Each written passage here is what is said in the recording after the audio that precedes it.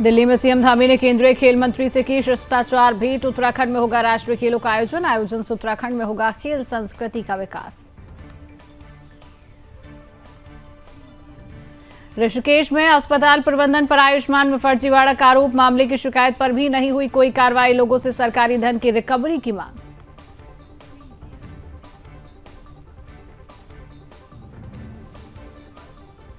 श्रीनगर में अज्ञात चोरों ने दुकान का ताला तोड़कर 5 लाख से ज्यादा की रकम लूटी। नकदी के साथ डीएसएलआर कैमरे पर चोरों ने किया हाथ साफ। मामले की जांच में जुटी पुलिस।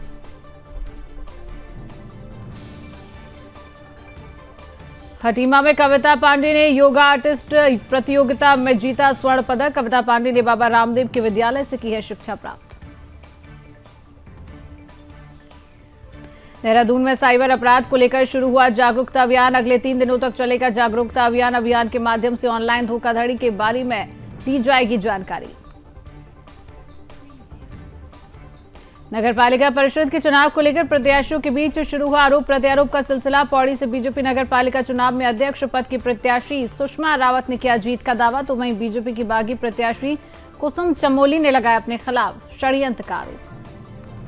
हरिद्वार में पुलिस को मिली बड़ी सफलता। मुठभेड़ के बाद चोर को किया गिरफ्तार। मुठभेड़ में बदमाश को लगी गोली।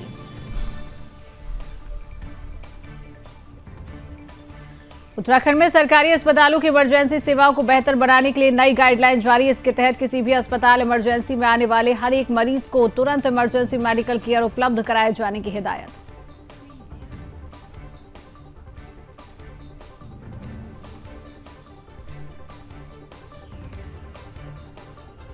उत्तराखंड में निकाय चुनावों से पहले कांग्रेस को लगा तगड़ा झटका। कांग्रेस के 3 दिग्गजों ने पार्टी छोड़ थामा बीजेपी का दामन।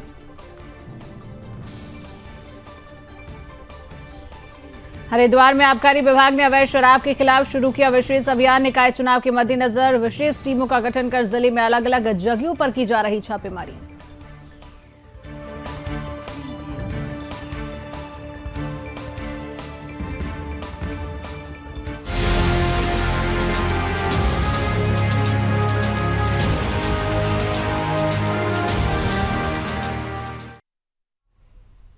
नमस्कार, अपना उत्तराखंड देख रहे हैं आप और मैं हूं आपके साथ शिवांगी जैन। बुलेटिन की शुरुआत करेंगे खास खबरों के साथ। मुख्यमंत्री पुष्कर सिंह धामी ने नई दिल्ली में केंद्रीय खेल मंत्री मनसुख मंडाविया से शिष्टाचार भेंट कर उत्तराखंड में राष्ट्रीय खेलों के आयोजन की तैयारियों के बारे में जानकारियां साझा की हैं। इस मौके पर मुख्यमंत्री ने कहा कि राष्ट्रीय खेलों के 38वें संस्करण की मेजबानी का सौभाग्य उत्तराखंड को प्राप्त हुआ है। मुख्यमंत्री ने इसके लिए प्रधानमंत्री नरेंद्र मोदी जी और केंद्रीय खेल मंत्री का आभार व्यक्त किया। उन्होंने कहा कि 28 जनवरी से 14 फरवरी 2025 तक चलने वाले राष्ट्रीय खेलों के इस महापर्व में भारत के कई प्रांतों से आए लगभग 10,000 से अधिक कुशल खिलाड़ियों द्वारा प्रतिभाग किया जाएगा। मुख्यमंत्री ने आगे कहा कि उत्तराखंड में राष्ट्रीय खेलों के आयोजन के लिए काफी तैयारियां की गई हैं। राष्ट्रीय खेलों के आयोजन से उत्तराखंड में खेल संस्कृति का विकास होगा। प्रदेश में खेल सुविधाओं का इस प्रकार विकास किया जा रहा है कि राज्य के खिलाड़ियों को अंतर्राष्ट्रीय स्तर की सुविधाएं मिल सके। मुख्यमंत्री ने केंद्रीय मंत्री से जनपद अल्मोड़ा के डीना पानी में उच्च स्तरीय खेल सुविधाओं के निर्माण और प्रत्येक विकासखंड स्तर पर खिलाड़ियों को उच्च स्तरीय प्रशिक्षण प्रदान किए जाने के लिए एक बहुउद्देशीय स्पोर्ट्स हॉल की स्थापना के लिए आवश्यक धनराशि स्वीकृत करने का अनुरोध किया। मुख्यमंत्री ने देहरादून के महाराणा प्रताप स्पोर्ट्स कॉलेज परिसर में स्थित प्रस्ताव पर राज्य सरकार द्वारा जनपद प्रशिक्षण केंद्र के धनराशि की स्वीकृति दिए जाने का अनुरोध किया। मुख्यमंत्री ने केंद्रीय मंत्री से जिला चंपावत में महिला स्पोर्ट्स कॉलेज की भूमि पर indoor artificial rock climbing wall के निर्माण के लिए वित्तीय सहायता का आग्रह किया है।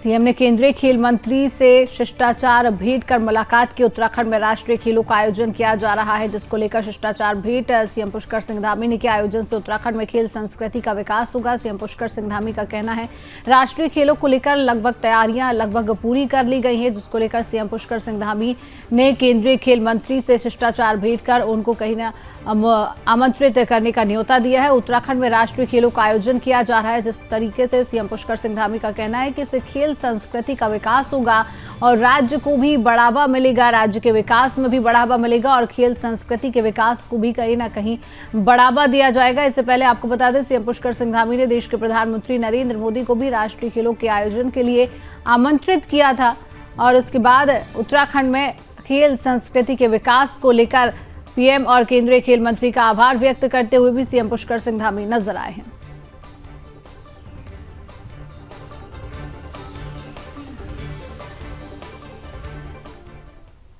कुमाऊं की काशी के नाम से विख्यात बागेश्वर नगर पालिका क्षेत्र की राजनीति में निर्दलीय प्रत्याशियों के जीतने का गौरवशाली इतिहास रहा है।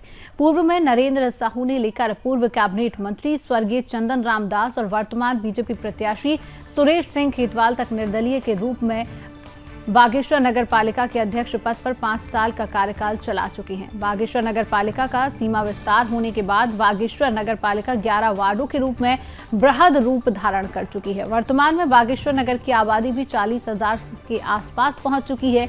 20 किलोमीटर से अधिक वार्डों का दायरा फैला हुआ है। बागेश्वर नगर पालिका का सीमा विस्तार होने के बाद जनता का निर्दलीय प्रत्याशी को जीतने का मिजाज रहा है।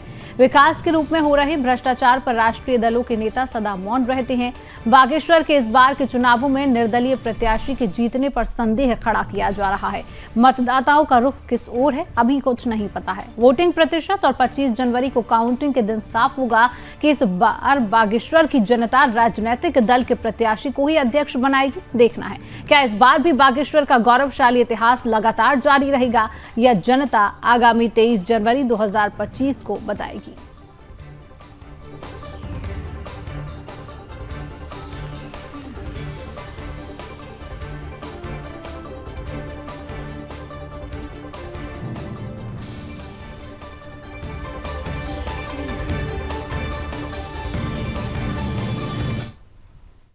बागेश्वर की स्थिति पर देखें तो 5 साल पहले विस्तार हुआ था। नगर का बहुत बड़ा विस्तार किया गया था। उससे पहले 1-1.5 वर्ग किलोमीटर में हमारा नगर होता था, 1 या सवा वर्ग किलोमीटर में। अभी हम 10 या 10 वर्ग किलोमीटर के आसपास में शायद हम होंगे।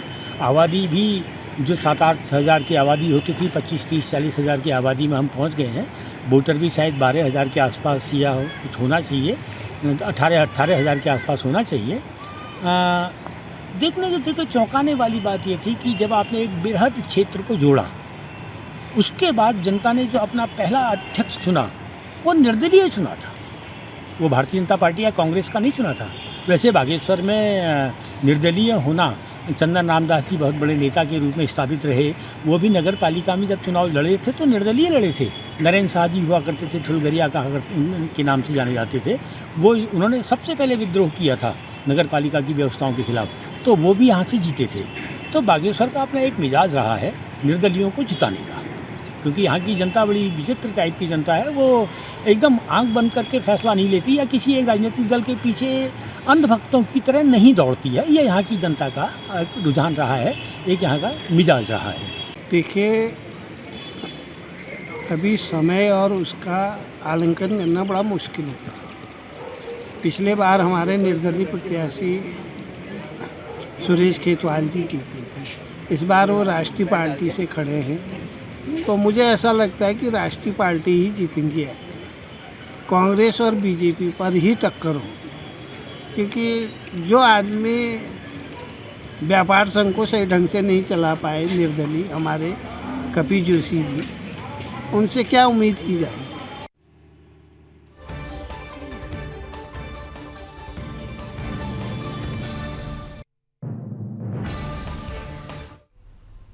देहरादून में पनेसिया हॉस्पिटल प्रबंधन पर पूर्व पदाधिकारी ने आयुष्मान में फर्जीवाड़ा कर करोड़ों की रकम हड़पने का आरोप लगाया है। मामले की शिकायत राज्य स्वास्थ्य प्राधिकरण और उत्तराखंड मेडिकल काउंसिल से की गई। इसके बावजूद भी कार्रवाई नहीं हुई है। उन्होंने मामले में राज्य सरकार से सघन जांच कर मामले में शामिल लोगों से सरकारी धन की रिकवरी कार्रवाई की मांग की। सोमवार को ऋषिकेश प्रेस क्लब में मैनेजमेंट सोसाइटी के पूर्व सचिव विक्रम सिंह रावत ने प्रेस वार्ता कर बताया कि आयुष्मान में फर्जीवाड़ा देखने के बाद उन्होंने करीब 2 साल पहले सचिव पद छोड़ दिया। आरोप लगाया कि फर्जीवाड़े के सबूतों के साथ शिकायत करने के बाद भी अस्पताल प्रबंध पर अभी तक कोई कार्रवाई नहीं की गई है। प्रबंधन में आयुष्मान संचालन को होल्ड करने के बाद फिर से इसे चालू करने का प्रयास किया जा रहा है। वहीं पनेसिया अस्पताल के निदेशक शुभम चंदेल ने बताया कि यह सभी आरोप निराधार हैं। खुद के स्वार्थों के सिद्धि नहीं होने के चलते मनगढ़ंत आरोप प्रबंधन पर लगा रही है।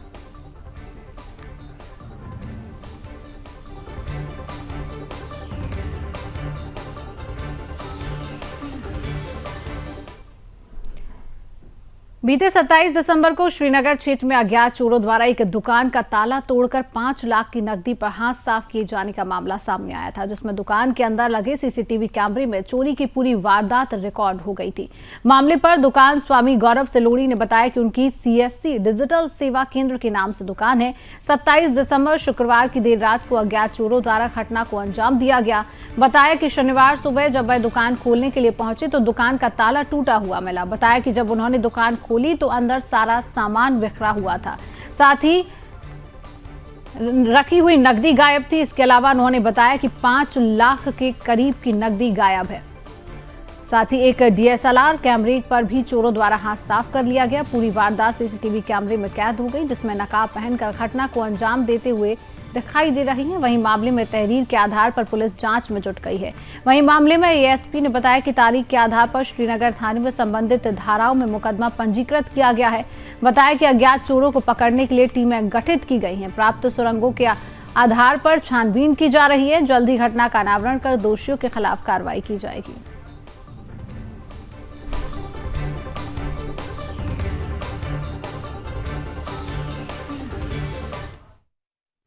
27 तारीख की रात की घटना है। पुलिस सुबह मौके पर पहुंच गई थी। पुलिस ने जांच पड़ताल शुरू कर दी है। जो चोर है उनको आइडेंटिफाई कर दिया है और 4 से 5 लाख रुपए का लगवा के कैश था। और रात की घटना है, उस दिन लाइट भी नहीं थी और बारिश हुई थी। उस मौके का फ़ायदा उठाते जो है चोरों ने जो है इस वारदात को अंजाम दिया। हमारा घर है, हम लीगली अपने घर में अपनी दुकान में कुछ भी सामान रखें वो हमारा अधिकार है। तो इसका मतलब ये थोड़ी कि आप उसको चोरी करके ले जाएंगे। ठीक है, वो मान सकता हूँ मैं कि इतना कैश बैंक में रखना चाहिए था, लेकिन क्या उसकी इतनी बड़ी सजा मिलेगी कि हमने इतना कैश रखा था उसको चोरी करके ले जाएंगे? पहली बात। दूसरी बात, उस CCTV फुटेज में आप देख सकते हैं जिस प्रकार से नोट में इकट्ठी हुई कपड़े में लपेट के ले आ रहा है, तो उससे आइडेंटिफाई होता है वो कितना कैश है। और बाकी सोशल मीडिया प्लेटफॉर्म में 100 लोग हैं, 100 प्रकार की बातें बोलेंगे। हम सोचेंगे कि हमने हर किसी को जवाब देना है, तो वो पॉसिबल नहीं है। पुलिस चौकी के पीछे की घटना है, लगभग 100 मीटर के पीछे की घटना है। और उस दिन बारिश भी थी और लाइट भी नहीं थी। पुलिस अपनी गश्त जो है मारती रहती है। हो सकता है पीछे वाली गली उनका ध्यान ना गया हो। और वो बड़े सातिर प्रकार के चोर हैं, जैसे आप वीडियो में देखेंगे किस प्रकार से चोरी कर रहे हैं। 20 मिनट तक तसल्ली से चोरी करना, तो ये कोई अनजान आदमी का काम नहीं है। तो बहुत प्रोफेशनल चोर है। और जो आदमी अपने क्षेत्र का जितना प्रोफेशनल होता है तो उसको ज़्यादा जानकारी रखता है, तो थोड़ा इसलिए थोड़ा जानकारी मतलब पकड़ना थोड़ा उसको मुश्किल रहा होगा, या वो इस तरह की घटना को अंजाम देने में कामयाब रहा है। SSP महोदय से मैं ये निवेदन करना चाहूँगा, हालांकि होता भी रहता है, जितने भी यहाँ पे बाहर के लोग आते हैं उनको आइडेंटिफाई किया जाए। जितने भी लोकल में यहाँ पे लोग नए लोग आ रहे हैं, रात को यहाँ पे ट्रकों में भर के लोग आ रहे हैं, सुबह यहाँ ट्रकों में भर के लोग आ रहे हैं, सारे लोग आइडेंटिफाई किया जाए। और जो ये मैं यहाँ पे जो भी नगर निगम परिषद है या जो भी यहाँ पे हैं उनसे निवेदन करना चाहूँगा, ये जो गली है बड़ी अंधेरी गली है। ये अभी हमारी एक दुकान के बगल में भी यहाँ पे कोई ज्वेलरी का काम करते हैं, उनके यहाँ से भी कोई 10 लाख रुपए का सोना लेकर कुछ दिन पहले भाग गया था। मेरी हमारी मोबाइल की शॉप है, यहाँ पे CSC कॉल सेंटर है। 10 से 12 दुकानें जो इस गली में, और बड़ी अंधेरी गली होती है। अगर यहाँ पे लाइट की थोड़ा सुविधा अच्छी हो जाए, पोलों में लाइट अगर आ जाए तो जो है थोड़ा इस प्रकार की घटनाएं थोड़ा कम हो सकती हैं। ये चोर CCTV कैमरे में आते हुए दिख रहा है, जाते हुए दिख रहा है, और जब चोरी कर रहा है वो चोरी करते हुए सारे पूरा कार्यक्रम जो कर रहा है सब कुछ साफ साफ दिखाई दे रहा है। लेकिन उसने अपने मुंह में मास्क लगा रखा है, पूरा जो उसने अपना मुंह फेस हर चीज़ जो कवर कर रखी है, क्योंकि प्रोफेशनल चोर है। जैसे मैं आपको पहले बता चुका हूँ, उसको पता है कि कहीं ना कहीं मैं CCTV कैमरे की नज़र में आ जाऊँ, इसलिए पूरी तैयारी के साथ वो जो है पूरा पैक होकर आया और पैक होकर चले गया। और सारे मार्केट के कैमरे खंगाल लगे, उनमें हर जगह दिख रहे हैं। 27 तारीख को रात को जो मेरी फुटेज में आया है वो आया है 1:57 पे। वो दुकान के अंदर एंटर हुआ है, मास्क लगा के, कैप पहनी हुई है उसने, और उसके हाथ में एक धारीदार एक लोहा टाइप का, एक सरिया टाइप का था जिससे उसने ताले तोड़े। वो उसके हाथ में था, उसने साइड में रखा और उसके बाद वो एंटर हुआ। और जितना यहाँ पे कैश लगा हुआ था तकरीबन 4 से 5 लाख रुपए, एग्जैक्ट अमाउंट मुझे भी नहीं पता है, बट तकरीबन 4 से 5 लाख के बीच का ही है। और उसकी पूरी फुटेज मेरे पास है अवेलेबल, जो मैंने पुलिस प्रशासन को भी दे चुका हूँ पेन ड्राइव में। और मेरा एक कैमरा DSLR कैमरा था कैनन का, वो भी वो लेके चले गए। पुलिस ने कार्रवाई जो करी है उसमें पुलिसों को पता चल चुका है कि किन बंदों ने करा है, आइडेंटिफाई हो चुके हैं वो। अब आगे का देखिए, हमें भी पुलिस पूरी चीज़ें नहीं बताएगी, वो भी गुप्त रखना चाहती है ताकि किसी और को ये पता ना चले। 27 दिसंबर 2024 को श्रीनगर बाजार में स्थानीय व्यापारी की दुकान पर एक चोरी की घटना हुई थी, जिसमें कुछ अज्ञात व्यक्तियों द्वारा चोरी को अंजाम दिया गया है। इसमें स्थानीय कोतवाली श्रीनगर में अभियुक्तों के विरुद्ध अभियोग पंजीकृत किया गया है और टीमें गठित कर दी गई हैं और शीघ्र ही इसमें अनावरण किया जाएगा। कुछ इनपुट्स भी प्राप्त हुए हैं, जैसे सीसीटीवी फुटेज और अन्य माध्यम से, तो शीघ्र ही जो है घटना को खुलासा कर लिया जाएगा और अभियुक्तों को शीघ्र ही गिरफ्तार किया जाएगा।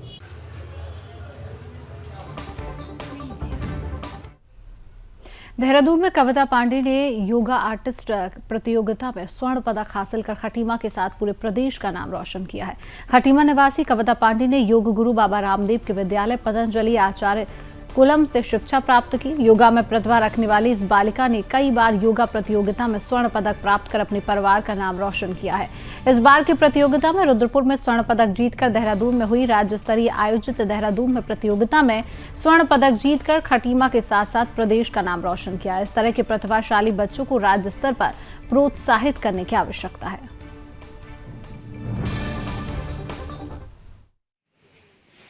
क्लास से पतंजलि आचार्य कुलम में पढ़ती थी। उधर के जो इनके कोच थे दादाजी, वो बहुत अच्छे थे। वो बच्चों को मतलब योगा इस तरीके से सिखाते थे कि बच्चे का थोड़ा इंटरेस्ट बढ़े उसमें, योगा में। फिर उसके बाद मेरी लड़की ने वहीं ऐसे स्टेट में खेला। उसके बाद वो अल्मोड़ा में गई, वहाँ पे उसका गोल्ड मेडल हुआ।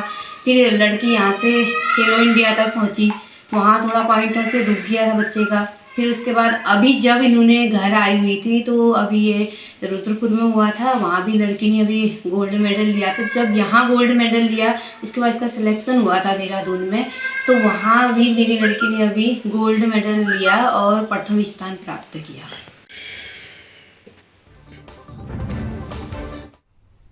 उत्तराखंड विधिक सेवा प्राधिकरण नैनीताल और जिला न्यायाधीश देहरादून के दिशा निर्देशन में साइबर सुरक्षा अभियान के तहत जागरूकता अभियान शुरू किया गया है।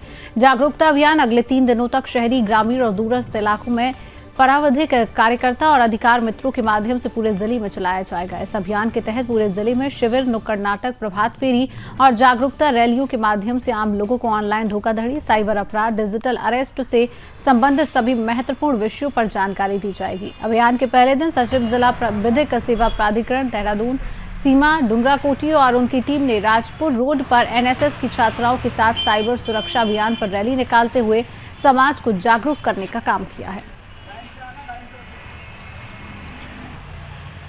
देखिए, राज्य विधिक सेवा प्राधिकरण और माननीय जिला न्यायाधीश देहरादून के दिशा निर्देशन में जिला विधिक सेवा प्राधिकरण देहरादून द्वारा आज से 3 दिन के लिए साइबर सुरक्षा अभियान की शुरुआत की जा रही है।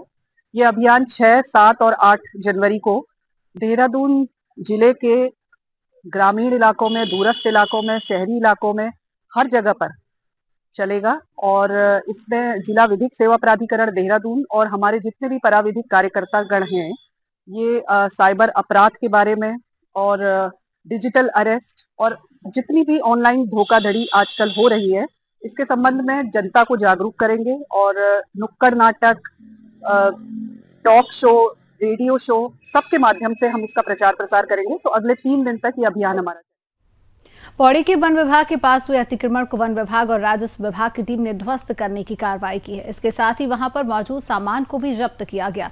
डीएफओ स्वप्निल अनिरुद्ध ने बताया कि मामले में शिकायत मिलने पर यह विभागीय कार्रवाई अमल में लाई गई है। इस जमीन पर एक महिला ने कब्जा कर लिया था, जिसके खिलाफ वार्ड सभासद पद पर वार्ड नंबर 2 से प्रत्याशी के तौर पर उठे दिनेश सिंह बिष्ट ने शिकायत की। शिकायत मिलने पर वन विभाग ने राजस्व विभाग के साथ मिलकर अतिक्रमण को ध्वस्त कर दिया गया और सामान को भी जब्त कर लिया गया है।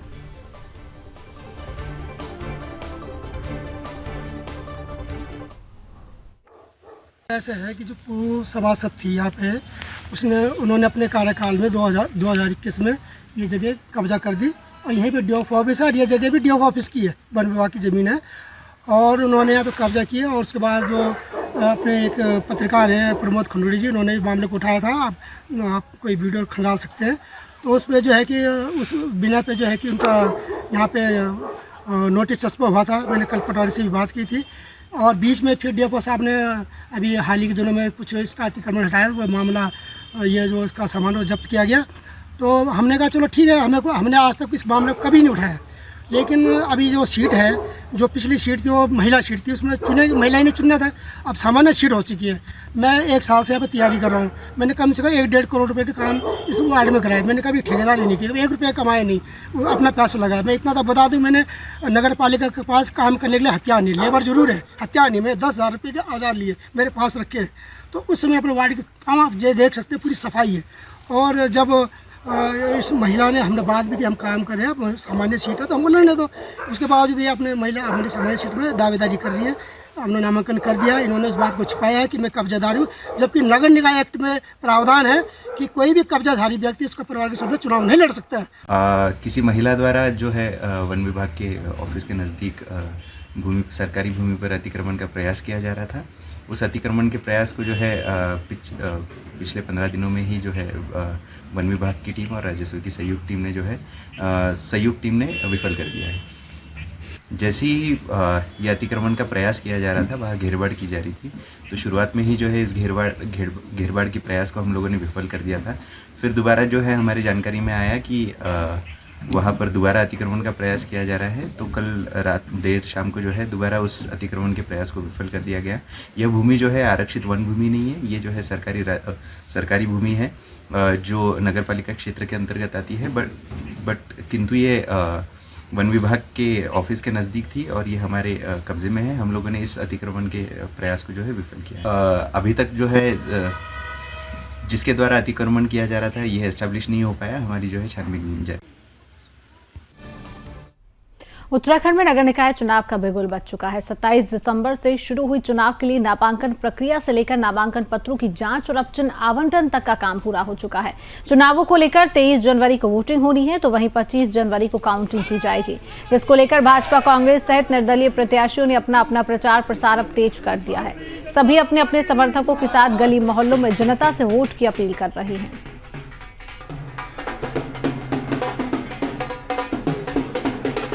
नामांकन प्रक्रिया पूरी हो चुकी है और अब पार्टियां प्रचार प्रसार में जोर शोर से लग चुकी हैं। पार्टियां जनता के घर घर जाकर डोर टू डोर कैंपेन चलाकर कहीं न कहीं लोगों से जनता से वोट करने की अपील कर रही हैं। दिग्गजों को कमान सौंपी जा चुकी है। पार्टियों के प्रत्याशी हो या निर्दलीय प्रत्याशी हो, सभी अपने चुनाव प्रचार प्रसार में लग चुके हैं और जनता से लगातार पार्टी के पक्ष में और वोट करने की अपील कर रही हैं। आज मैं वार्ड नंबर 7 में यहाँ नुक्कड़ सभा आयोजित की गई है। यहाँ बहुत लोगों का हुजूम निकला है, बहुत लोग हमारे समर्थन में आए हैं और हमें पूरा भरोसा है कि ये सब हमारे साथ आएंगे और अध्यक्ष पद के लिए कांग्रेस को ही आगे लाएंगे, वोट करेंगे। और सभी का धन्यवाद और पूरा भरोसा है कि हम लोग विजय घोषित होंगे। मुद्दे देखिए, जो पुराने मुद्दे वो तो हम बता ही चुके हैं, जैसे मालिकाना हक और बस अड्डे का और बाईपास का और जो विस्तारीकरण। इसके अलावा जो मुद्दे हैं वो सुनने में एक चिल्ड्रन पार्क की चाहते हैं लोग, जो बच्चे लोग उनको खेलने के लिए चिल्ड्रन पार्क की चाहिए। प्राथमिक जो यहाँ समस्याएं हैं उनको थोड़ा दूर किया जाएगा और उसका निवारण किया जाएगा और नशा मुक्ति की ओर काम किया जाएगा, जो युवा आगे बढ़ रहे हैं उसकी ओर। ये चुनाव भारतीय जनता पार्टी का चुनाव है।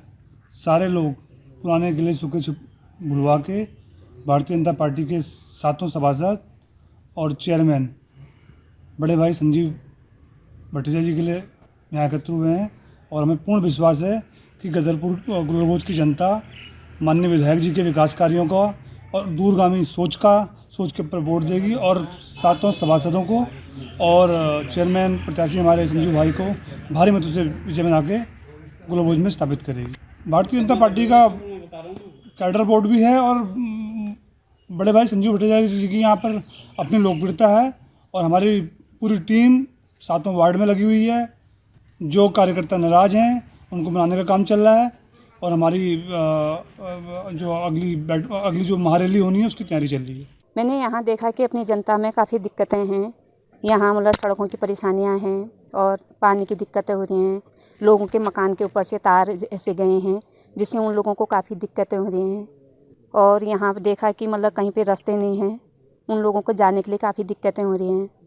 और समस्या ज़्यादा ये हो रही है कि यहाँ कहीं पे तो मतलब बिल्कुल अंधेरा हो रहा है, वहाँ पे पानी मतलब लाइट तक नहीं पहुँच पाई है। तो मैं देख रही हूँ, मैं यहाँ बंदरों की समस्या है, ये निराश्रित गाय बच्चों की ज़्यादा दिक्कतें हैं, परेशानियाँ हैं। यहाँ लोगों को देख रही हूँ, उनको काफ़ी दिक्कतें हैं बहुत ज़्यादा परेशानियाँ हैं।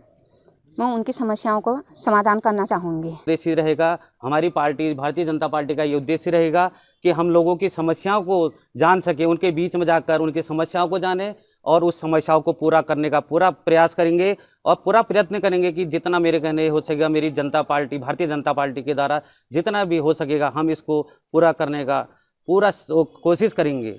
और मैं अभी देख रहा हूँ कि जनता का भी काफ़ी उत्साह है भारतीय जनता पार्टी के प्रति, तो मैं यही आशा करता हूँ कि हमें लोगों का भारी सहयोग मिलेगा और पूरी नगर पंचायत का हम जो है समस्या का समाधान सब पूरी नगर पंचायत मिलकर करें, क्योंकि हमारे अकेले बस की बात नहीं है। नगर पंचायत के सभी लोग अपनी समस्याएं बताएं, सब बैठकर कहीं पर को इसका समाधान वही लोग हमारे बीच कर बैठकर बताएंगे और हम उसको पूरा करेंगे।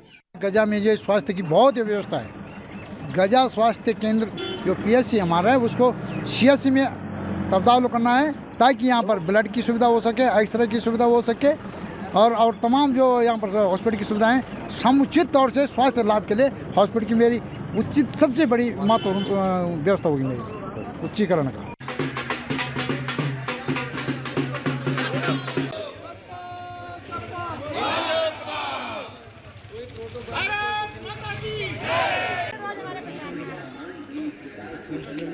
भारतीय जनता पार्टी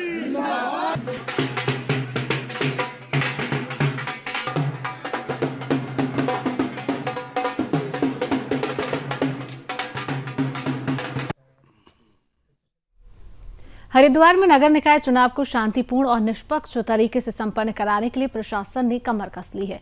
इसी क्रम में आबकारी विभाग ने अवैध शराब के खिलाफ विशेष अभियान छेड़ दिया है। जिला आबकारी अधिकारी कैलाश चंद्र विंजोला ने बताया कि चुनाव के मद्देनजर विभाग ने विशेष टीमों का गठन किया है जो जिले में लगातार छापेमारी कर रही है। जिला आबकारी अधिकारी कैलाश चंद्र विंजोला का कहना है कि मुखबिरों से मिली जानकारी के आधार पर संदिग्ध स्थानों और अवैध शराब के कारोबार में लिप्त लोगों के ठिकानों पर दबिश दी जा रही है। चुनाव के दौरान अवैध शराब की बिक्री और तस्करी रोकने के लिए कड़े कदम उठाए जा रहे हैं। विभाग ने यह सुनिश्चित किया है कि चुनाव के दौरान कोई भी अवैध गतिविधि जनमत को प्रभावित न कर सके। आबकारी विभाग की टीमें शहरी और ग्रामीण दोनों क्षेत्रों में सक्रिय हैं। जहां जहां अवैध शराब के ठिकाने होने की आशंका है वहां पूरी सख्ती से कार्रवाई की जा रही है। विभाग ने कई संदिग्ध ठिकानों से बड़ी मात्रा में अवैध शराब बरामद की है। विभाग का मुख्य उद्देश्य नगर निकाय चुनाव को शांतिपूर्ण और निष्पक्ष तरीके से संपन्न कराना है। निर्देश दिए गए हैं कि चुनाव में और इस शराब के संबंध अवैध संबंध में जहां जहां शराब के अवैध संबंध की कार्रवाई वो सब बनने की शिकायतें आ रही हैं उन जगह पर लगातार दबिशें दी जाएंगी। आबकारी विभाग इसमें बिल्कुल सख्त है और किसी को भी जो इस तरह की शराब बनाने में काम कर रहे हैं उन्हें बख्शा नहीं जाएगा। संबंधित धाराओं में उनके खिलाफ मुकदमा कायम किया जाएगा। और जो नगर निगम के चुनाव है इसमें आबकारी विभाग द्वारा एक गहन जो टीम में मुखबिरों के द्वारा हर घर जहां जहां संदिग्ध लोग हैं उन लोगों की जानकारी लेकर के उनके घरों में दबिशें दी जाएंगी और इस नगर निगम जो चुनाव है इसे संपन्न कराने में आपके विभाग की बड़ी भूमिका भी रहेगी। और शराब के जहां जहां अवैध स्रोत रहे हैं उन जगहों पर ही दबिशें दे करके इन लोगों को बेनकाब किया जाए। फिलहाल के लिए इस खास बुलेटिन में इतना ही। देश और दुनिया की तमाम खबरों को जानने के लिए आप देखते रहिए सुदर्शन न्यूज। जय हिंद।